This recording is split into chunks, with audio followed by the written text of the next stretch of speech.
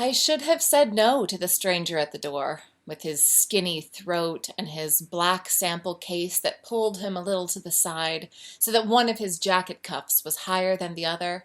A polite no would have done the trick. No thanks. I'm afraid not. Not today. Then the closing of the door and the heavy click of the latch, but I'd seen the lines of dirt in the black shoe creases, the worn-down heels, the shine on the jacket sleeves, the glint of desperation in his eyes.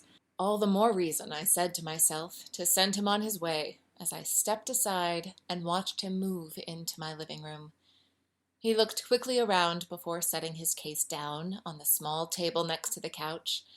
I'd made up my mind to buy something from him, anything. A hairbrush, the Brooklyn Bridge. Buy it and get him out of there. I had better things to do with my time.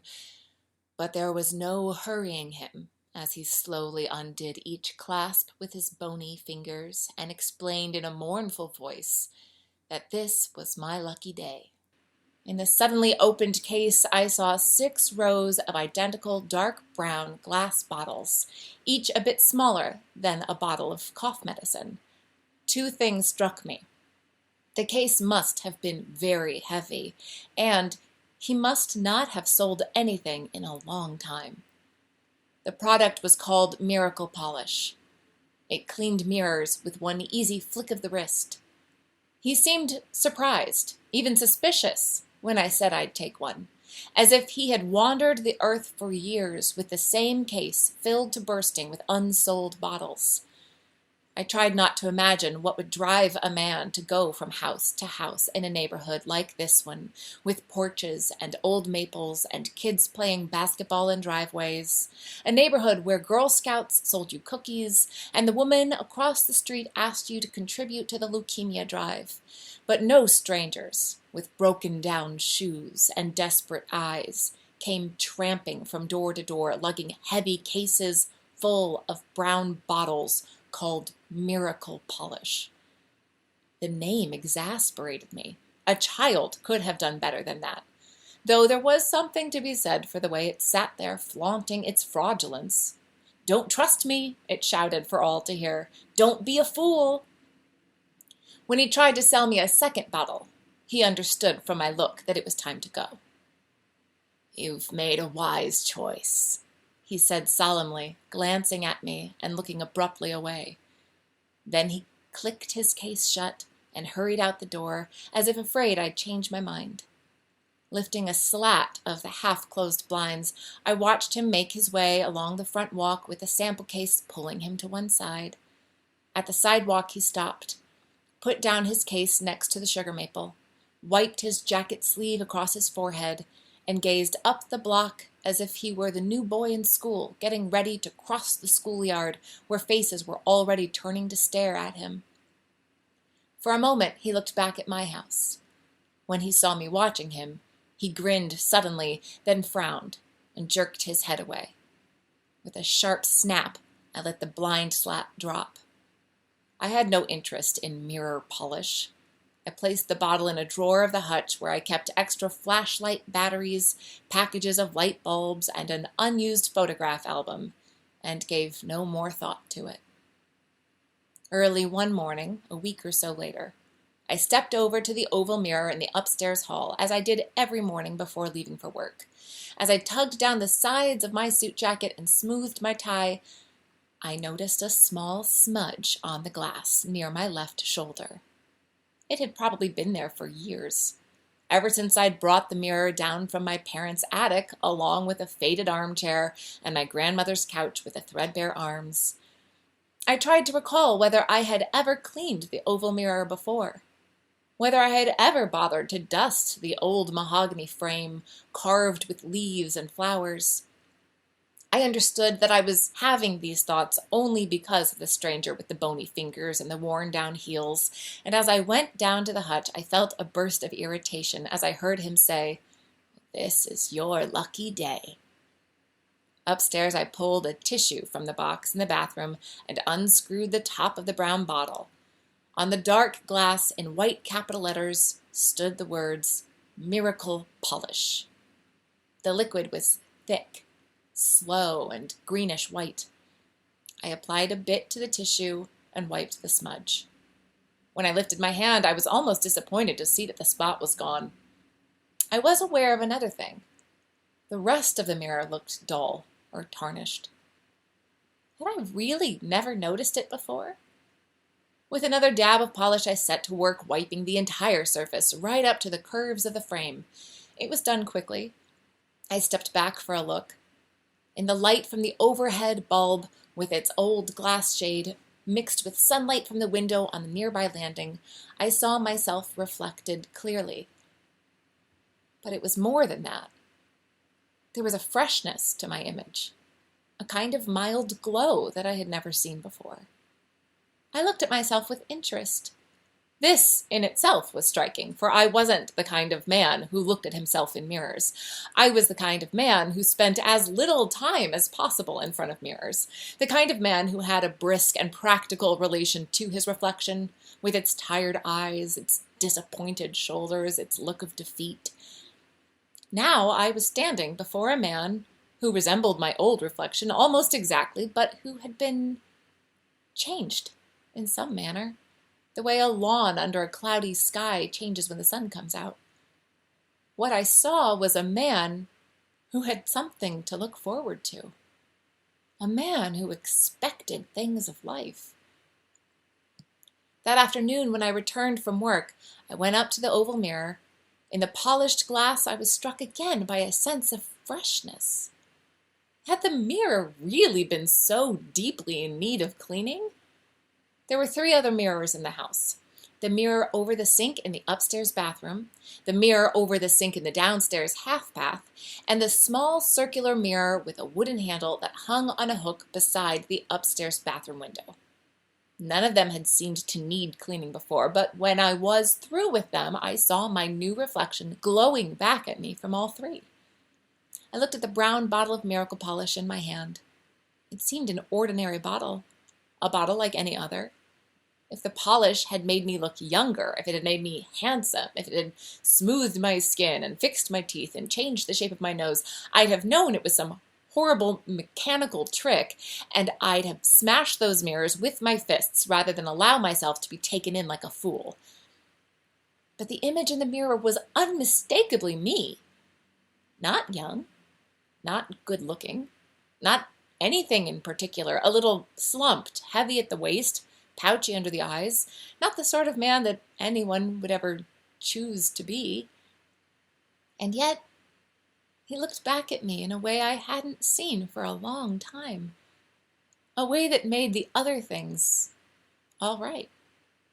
He looked back at me, the thought sprang to mind, like a man who believed in things. The next morning I woke before my alarm and hurried over to the oval mirror in the hall. My image glowed back at me. Even my rumpled pajamas had a certain jaunty look. In the polished glass, the dull walls seemed brighter, the bedroom door a richer brown. In the bathroom mirror, I shone forth. The whiteness of the sink burned in the glass. The towels looked fuller. Downstairs, the reflected window in the half bath showed part of a brilliant curtain, beyond which lay the green grass of childhood summers. All day at work, I thought of nothing but those shining surfaces, like coins catching the sun.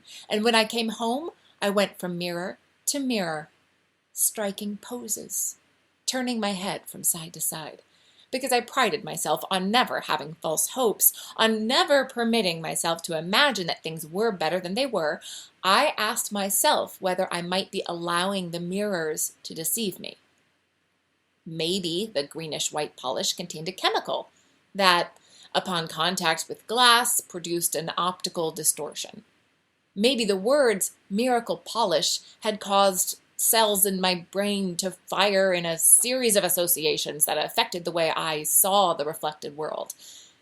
Whatever was happening, I knew that I needed another opinion from someone I could trust. It was Monica who would set me straight. Monica, who would know. Monica, who looked at the world through large, kind, skeptical eyes darkened by many disappointments. Monica arrived, as she did twice a week after work, once on Tuesdays and once with her overnight bag on Fridays. And as always, when I greeted her, I was careful not to look too closely at her, for Monica was likely to draw back and say, "Is something wrong?" while raising her hand anxiously to her hair. She had a habit of assessing her looks mercilessly. She approved of her eyes, liked the shape of her wrists and the length of her fingers, put up with her calves, but was unforgiving about her thighs, her chin, her big-ish knees, her hips, her upper arms. She fretted over any imperfection in her skin, like a mosquito bite or a heat rash or a tiny pimple, and often wore a hidden band-aid on a shoulder or calf holding some ointment in place. She wore long skirts that came down to her ankles, with plain blouses over plain white bras. She liked to mix dark greens, dark browns, and dark grays. Her shoulder-length brown hair was usually straight and parted in the middle, though sometimes she pulled it back and gathered it in a big dark clip that looked like an enormous insect. She inspected herself in front of any mirror, searching for flaws, like a teenage girl before a big party. In fact, she was 40 and worked as an administrative assistant at the local high school. For years, we had edged toward each other without moving all the way. I liked how she hesitated a little before easing into a smile, liked the slight heaviness of her body, its faint awkwardness, its air of mild tiredness, liked how, when she took off her shoes and placed her feet on a hassock, she would wiggle her toes slowly and say, crinkling her eyes, "That feels really, really good." Sometimes, in a certain light, when she held her body a certain way, I would see her as a woman for whom things had not worked out as she had hoped, a woman sinking slowly into defeat. Then a burst of fellow feeling would come over me, for I knew how difficult it was waiting for something better, waiting for something that was never going to happen. I took her upstairs to the oval mirror and switched on the light. "Look at that," I said, and swept out my arm in a stagey way. It was a gesture meant to imply that what I had to show her was nothing much, really, nothing to be taken seriously. I had hoped the reflection in the polished mirror would please her in some way, but I hadn't expected what I saw. For there she was, without a touch of weariness. A fresh Monica, a vibrant Monica, a Monica with a glow of pleasure in her face. She was dressed in clothes that no longer seemed a little drab, a little elderly, but were handsomely understated, seductively restrained. Not for a moment did the mirror make her look young or beautiful, for she was not young and she was not beautiful. But it was as if some inner constriction had dissolved, some sense of her drifting gradually into unhappiness. In the mirror, she gave forth a fine resilience. Monica saw it. I saw her see it. And she began turning her body from side to side, smoothing down her long skirt over her hips, pulling her shoulders back, arranging her hair. Now in the mornings I rose with a kind of zest and went directly to the hall mirror, where even my tumbled hair gave me a look of casual confidence, and the shadowy folds under my eyes spoke of someone in the habit of facing and overcoming obstacles. In my cubicle, I worked with concentration and with an odd lightness of heart, and when I returned home in the late afternoon, I looked at myself in all 4 mirrors. It struck me that before I could reach the oval mirror in the upstairs hall, I had to pass through the front hall, cross the dusky living room with its sagging couch, walk the length of the kitchen, and climb 2 sets of creaking stairs, the long one up to the landing and the short one up to the hall. One night after dinner, I drove to the outskirts of town where the old shopping center faced off against the new mall in a battle of slashed prices. In the aisle after blenders and juicers, I came to them. I saw tall, narrow mirrors, square mirrors framed in oak and dark walnut, Round mirrors like gigantic eyeglass lenses, cheval mirrors, mirrors framed in coppered bronze, mirrors with rows of hooks along the bottom. Avoiding my reflections as well as I could, for these mirrors showed only a tired man with a look of sorrow in his eyes, I chose a rectangular mirror with a cherry wood frame. At home, I opened a drawer of the hutch and took out the brown bottle. With a few careful swipes of a cloth, I polished the mirror. I hung it in the front hall, across from the closet and next to the boot tray with its old slippers and gardening shoes, and stepped back. In the light of the ceiling bulb, I saw my reflection, standing with a cloth over his shoulder and looking out at me as if ready to hurl himself into whatever the day might bring.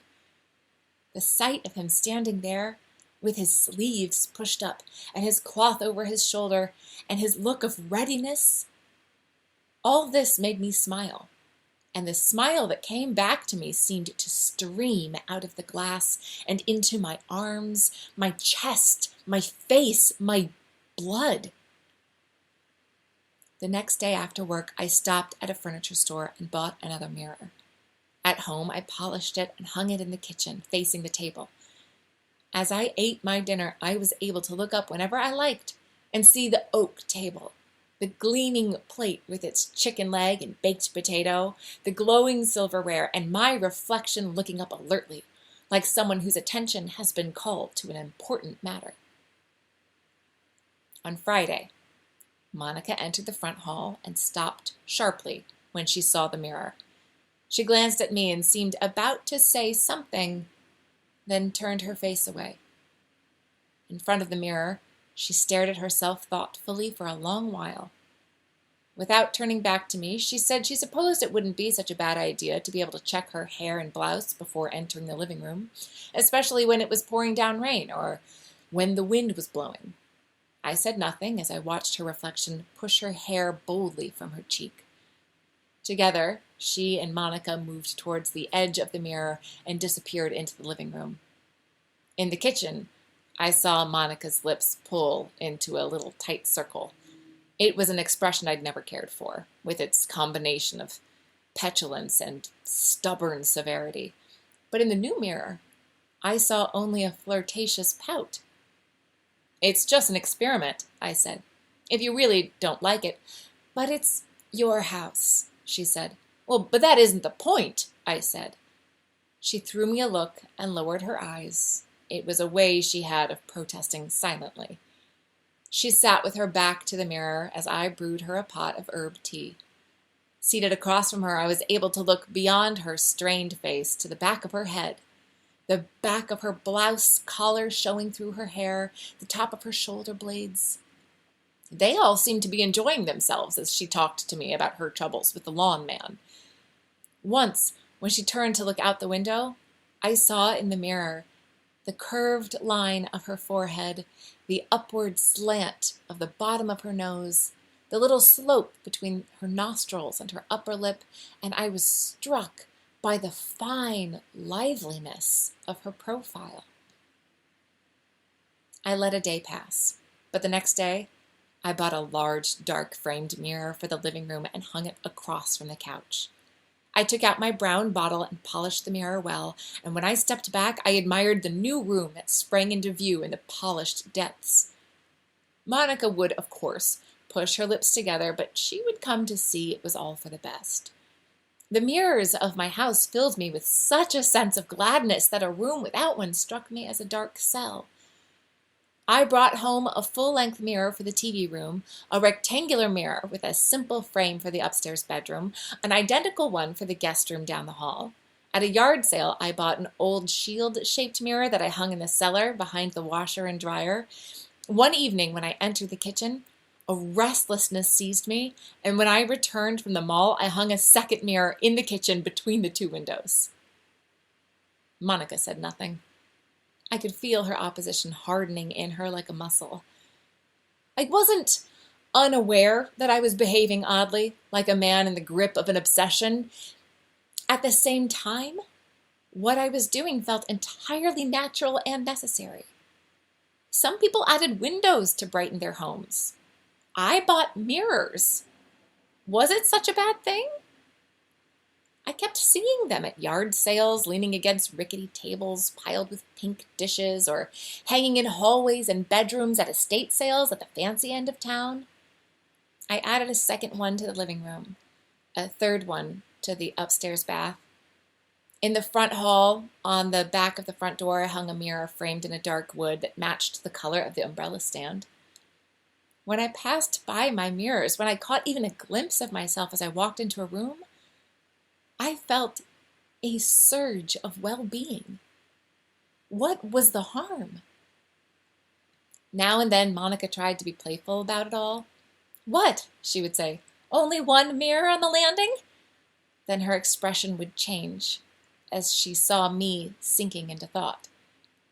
Once she said, "You know, sometimes I think you like me better there." She pointed to a mirror. "Then here." She pointed to herself. She said it teasingly, with a little laugh, but in her look was an anxious question. As if to prove her wrong, I turned my full attention to her. Before me, I saw a woman with a worried forehead and unhappy eyes. I imagined her gazing out at me from all the mirrors of my house, with eyes serene and full of hope, and an impatience came over me as I looked at her dark brown sweater, at the hand nervously smoothing her dark green skirt, at the lines of tension in her mouth. In order to demonstrate to Monica that all was well between us, that nothing had changed, that I was no slave to mirrors, I proposed a Saturday picnic. We packed a lunch in a basket and took a long drive out to the lake. Monica had put on a big brimmed straw hat I had never seen before, and a new light green blouse with a little shimmer in it. In the car, she took off her hat and placed it on her lap as she sat back with half-closed eyes and let the sunlight ripple over her face. A tiny green jewel sparkled on her earlobe. At the picnic grounds, we sat at one of the sunny and shady tables scattered under the high pines that grew at the edge of a small beach. It was a hot, drowsy day. The smoke of grills rose into the branches. A man stood with one foot on his picnic table bench, an arm resting on his thigh as he held a can of beer and stared out at the beach and the water. Kids ran among the tables. On the enormous beach, 3 boys in knee-length bathing trunks were playing catch with baseball gloves and a lime green tennis ball. A plump mother and her gaunt teenage son were hitting a volleyball back and forth. Young women in bikinis and men with white hair on their chests strolled on the sand. In the water, a few people were splashing and laughing. A black dog with tall ears was swimming towards shore with a wet stick in its mouth. Farther out, you could see canoes moving and oars lifting with sun flashes of spray. And when I turned to Monica, I saw the whole afternoon flowing into her face and eyes. After the picnic, we walked along a trail that led part way around the lake.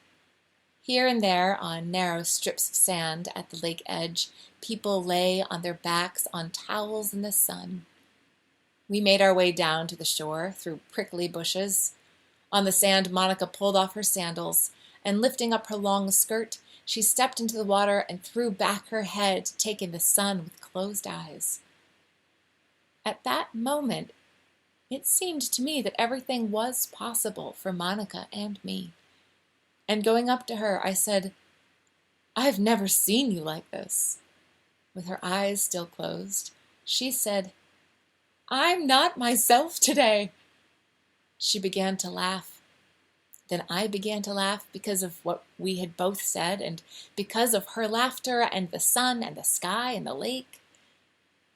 On the ride home, she fell asleep with her head against my shoulder. The long outing had tired me too, though not in the same way. In the course of the afternoon, an uneasiness had begun to creep into me. The glare of the sun on the water hurt my eyes. The heat pressed down on me. There was a slowness in things, a sluggishness. Monica seemed to walk with more effort. as if the air were a hot heaviness she was pushing her way through. The two of us, she in her straw hat and I in my cargo shorts, seemed to me actors playing the part of ordinary people enjoying a day at the lake. In fact, I was a man weighed down with disappointment, a man for whom things had not worked out the way he had once imagined, a quiet man, cautious in his life, timid when he came right down to it, though content enough to drift along through the little rituals of his day. And Monica? I glanced over at her. The back of her hand lay on her leg. The four fingers were leaning to one side, the thumb hung in front of them, and something about those fingers and that thumb seemed to me the shape of despair. But when I opened my front door and stepped into the hall behind Monica, then the good feeling returned. In the mirror, we stood there, she in her shimmering green blouse, and I with a glow of sunburn on my face. Deep in the shine of the polished glass, her hand rose in a graceful arc to remove her straw hat. In the living room, I snatched glimpses of her in both mirrors as she walked buoyantly towards the kitchen. In the sunny kitchen, her cheerful reflection picked up a pitcher of water that caught the light. I looked at the second mirror where she began to raise a glass of shining water, paused suddenly, and opened her mouth in a lusty yawn. "I'd like to lie down," Monica said. I turned my head and saw her tight lips and tired eyelids. I followed her as she made her way slowly up the stairs and past the new mirror on the landing. For a moment, her hair glowed at me from the glass. At the top of the stairs, she walked sternly and without a glance past the oval mirror and into the bedroom, where I watched her bright reflection lie down on the bed and close her eyes. I, too, was tired. I was more than tired, but the sheer pleasure of being home filled me with a restless energy that drove me to stride through all the rooms of the house. From time to time, I stopped before a polished mirror to turn my head this way and that.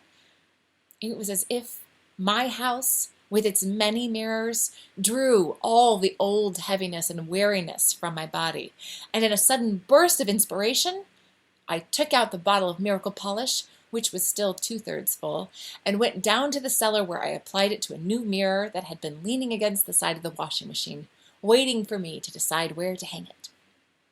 Later that evening, as we sat in the living room, Monica still seemed tired and a little moody.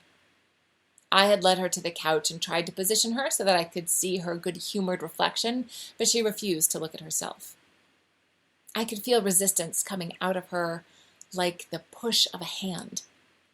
In the mirror, I admired a shoulder of her blouse. Then I glanced over at the other Monica, the one sitting stiffly and very quietly on the couch. I had the sense of a sky darkening before a storm. "Can't," I thought I heard her say, so softly that I wondered if she had spoken at all. Or perhaps she had said, "Can?" "What did you—" I breathed out, barely able to hear my own words.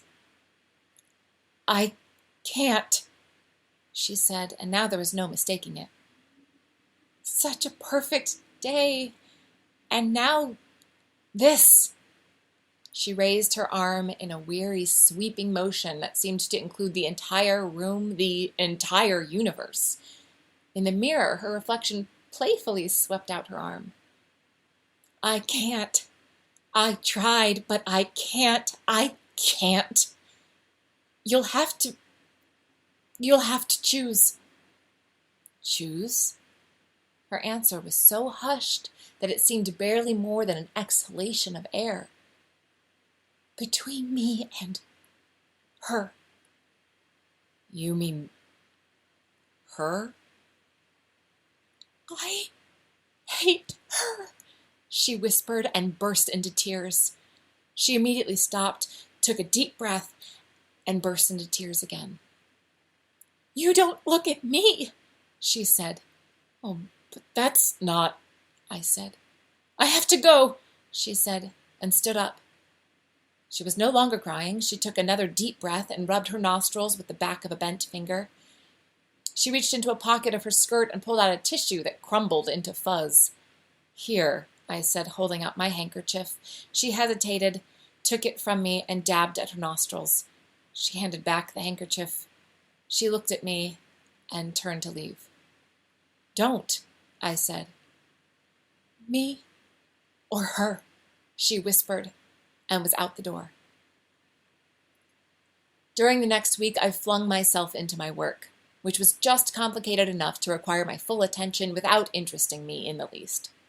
At 5 o'clock, I came directly home, where I felt soothed in every room. But I was no child, no naive self-deceiver intent on evading a predicament. I wanted to understand things. I wanted to make up my mind.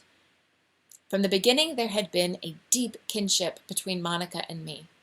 She was wary, trained to expect little of life, grateful for small pleasures, on her guard against promises, accustomed to making the best of things, in the habit of both wanting and not daring to want something more.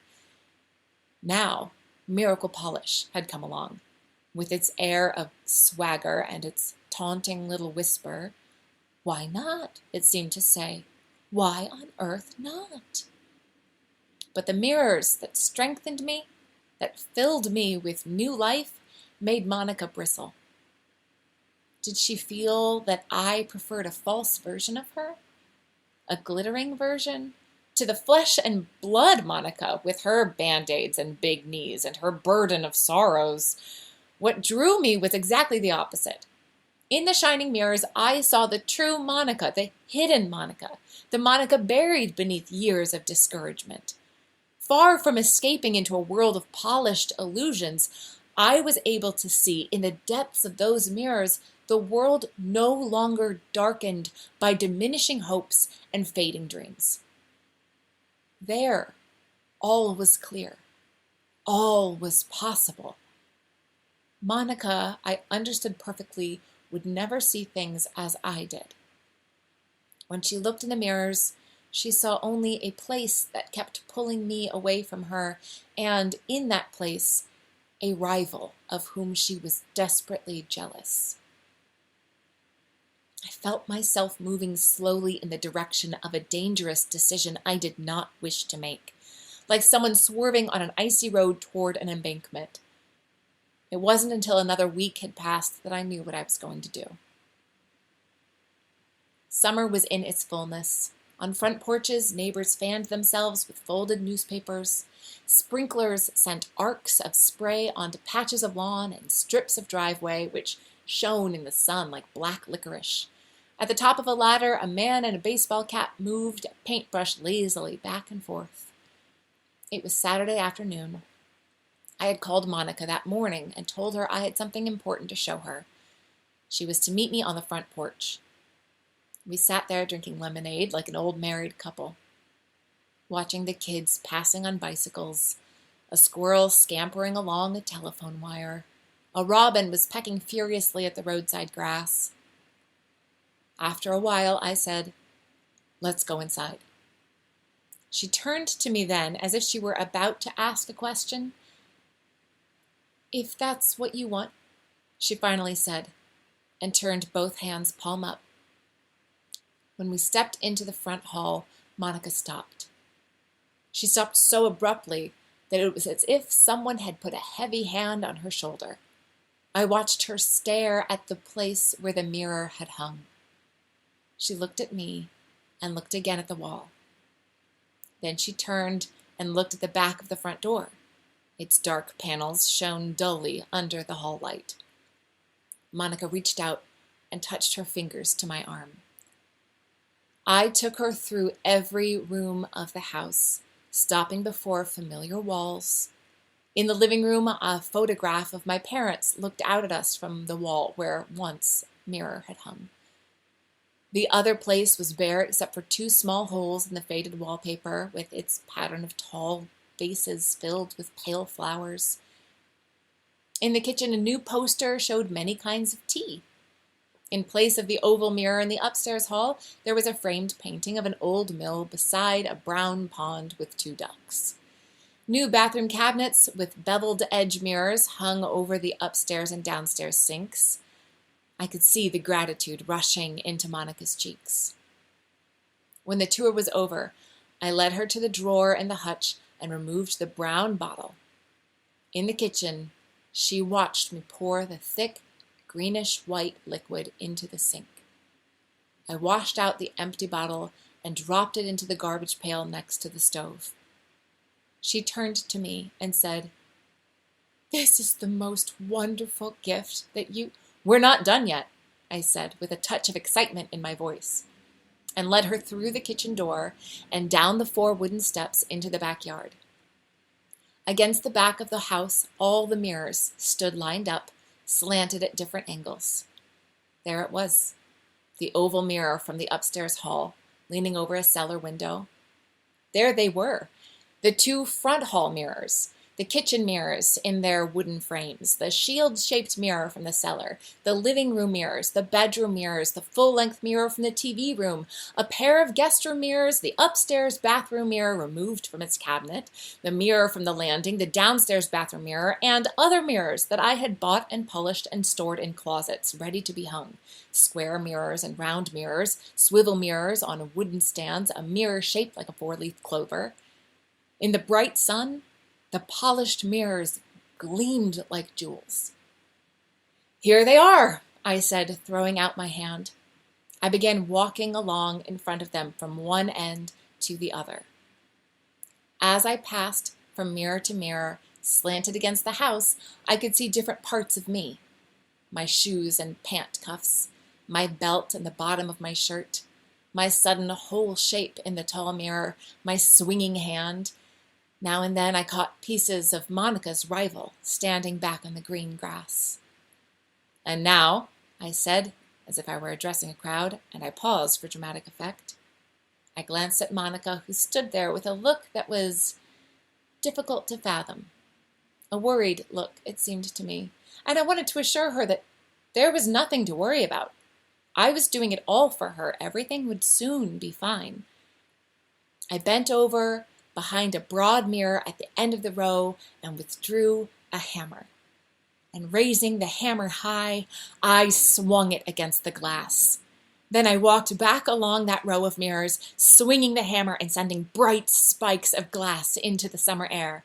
"There!" I cried, and smashed another. "See!" I shouted. I swung, I smashed. Lines of wetness ran along my face. Bits of mirror clung to my shirt. It was over faster than I'd thought possible. All along the back of the house, broken mirror glass lay glittering on the grass. Here and there an empty frame showed triangles of glass still clinging to the wood. I looked at the hammer in my hand. Suddenly I threw it across the yard, hurled it high into the row of spruces at the back. I could hear the hammer falling slowly through the needly branches. "There," I said to Monica. I made a wiping gesture with both hands, the way you do when you're done with something.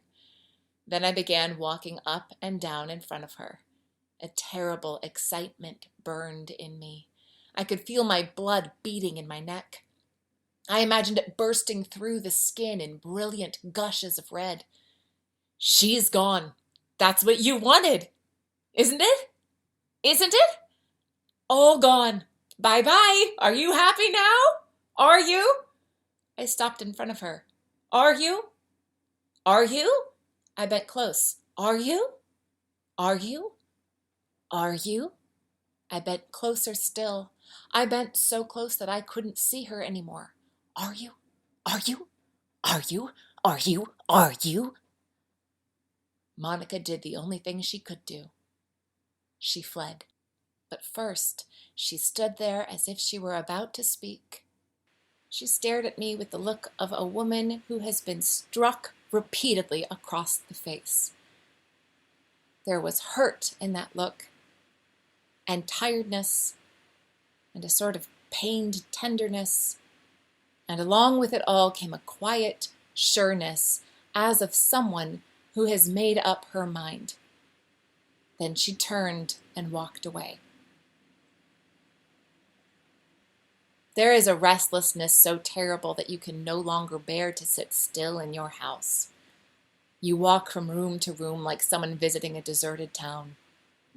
Every day I mourned for my mirrors, with their gleam of miracle polish. Where they'd once hung, I saw only patterns in wallpaper, framed paintings, door panels, lines of dust. One day I drove out to the mall and came home with an oval mirror in a plain dark frame which I hung in the upstairs hall. I used it strictly for checking my suit jacket. Once when the doorbell rang, I rushed downstairs to the front door, but it was only a boy with a jar collecting money for a new scout troop. I could feel grayness sifting down on me like dust.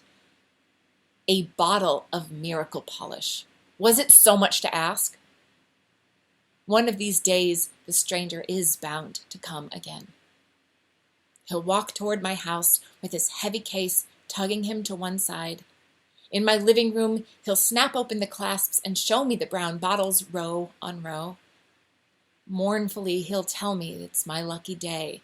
In a voice that is calm but decisive and self-assured, I'll tell him that I want every bottle, every last one. When I close my eyes, I can see the look of suspicion on his face, along with a touch of slyness, a shadow of contempt, and the beginnings of unbearable hope.